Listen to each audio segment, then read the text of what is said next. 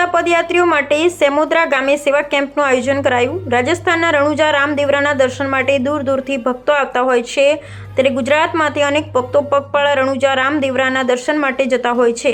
ત્યારે પગપાળા જતા ભક્તોને કોઈ તકલીફ ન પડે તે માટે વિવિધ માર્ગો પર અનેક સેવા કેમ્પોનું આયોજન કરવામાં આવતું હોય છે અને સેવાભાવી લોકો રાત દિવસ સેવા આપતા હોય છે। ત્યારે પાલનપુર તાલુકાના સેમોદરા ગામે છેલ્લા 2 વર્ષથી રણુજા રામદેવરા જતા ભક્તો માટે સેવા કેમ્પનું આયોજન કરવામાં આવે છે। ત્યારે આ વખતે પણ સેમોદરા ગામ હાઈવે પર સેવા કેમ્પનું આયોજન કરવામાં આવ્યું છે।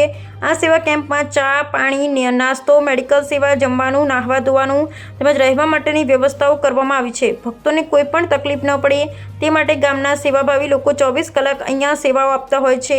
સેમોદરા ગામના તમામ સમાજના લોકો યથાશક્તિ પોતાનો ફાળો આપી અને આ કેમ્પનું આયોજન કરતા હોય છે અને 15 દિવસ સુધી આ કેમ્પમાં ગામના દરેક સમાજના યુવાનો, વડીલો, બહેનો પગપાળા જતા યાત્રિકો માટે સેવાઓ આપી રહ્યા છે।